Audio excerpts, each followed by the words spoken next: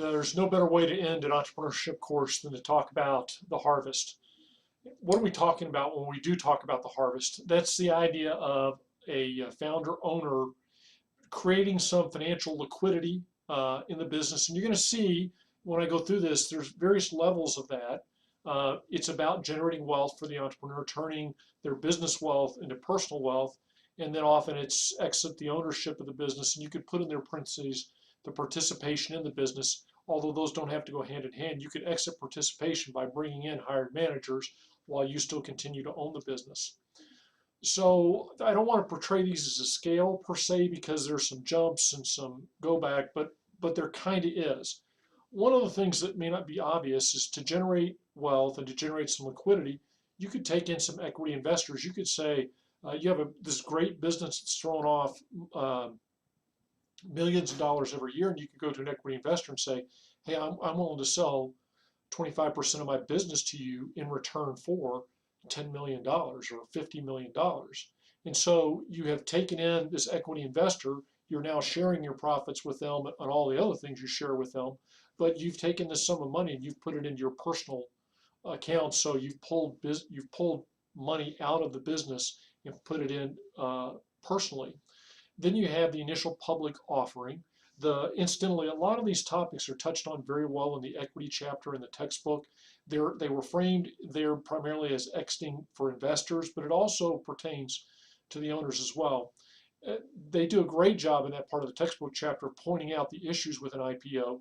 It creates liquidity because it creates a market for the stock. It raises funds for the company, but also going public has a lot of downsides as well. So it's something you have to factor in. Typically, when you do this, this is a way to raise funds and be able to translate some of your business wealth into personal wealth. But you typically the owner continues with the company or the founder. The other is a slow transfer of ownership through such things as, for example, an employee stock ownership program or a management buyout. I've seen this one happen in the Wichita Falls area where you have a founder or company owner that's getting ready to exit, and they slowly over time either sell the company to a handful of the senior managers or to the employees at large. Air Tractor, for example, company down in Olney that's the world's #1 manufacturer of aerial application airplanes in that hotbed of innovation, Olney, Texas. That founder did it through an employee stock ownership program. So that's more of an easing out of the business, not so much on wealth creation, wealth generation. There could be an outright acquisition. You see these all the time in the Wall Street Journal. These are the eye-popping things. Some of the newest ones, the $2 billion acquisition of Oculus Rift by Facebook, the $19 billion acquisition of WhatsApp by Facebook. And so what happens is, often in an acquisition, there is continuing involvement on the part of the CEO or the owners or the entrepreneurs, however you want to cast it. But you can see that they, like in the case of WhatsApp, when you get $19 billion worth of Facebook stock, and the founders of that still owned a good chunk of the company's stock, even when it was acquired by Facebook. They're sitting there with a lot of Facebook stock they can sell. So that acquisition works very well. Typically, like I said, that comes with continuing involvement. In more mature companies, maybe ones that sales that aren't nearly on the scale of those billion-dollar investments, but can be multi-million-dollar investments, it's just an outright sale. You sell your company to somebody else, you take the money, and you go from there. Incidentally, many of the issues that we surface when dealing with taking in equity investors, they're all going to come up in this sort of deal as well. Setting the price, very tricky. A lot of negotiation, structuring risk and reward for all the parties.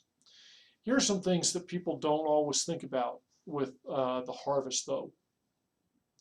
Particularly for young entrepreneurs, the question is, what's next? I know of some people who have had entrepreneurial success relatively early in their life, and they got life-changing money, multi millions of dollars, but not enough, frankly, where they can just fritter it away and risk and live for the rest of their lives. So they're kind of that middle ground of they really would like to have some more income generation in their future, but they really don't want to go to work for somebody. So their only avenue is either to become a very good investor or to start another company. And you watch, you'll see that a lot where you see entrepreneurs on their second or third act because they were so successful with their first company young. And what are they going to do with the rest of their life? Nice problem to have, let's face it, but it is kind of a problem. And the other one is the best time to sell your company is when it hurts the worst. And what I mean by that is usually the best time to sell your company is when it's financially doing its greatest.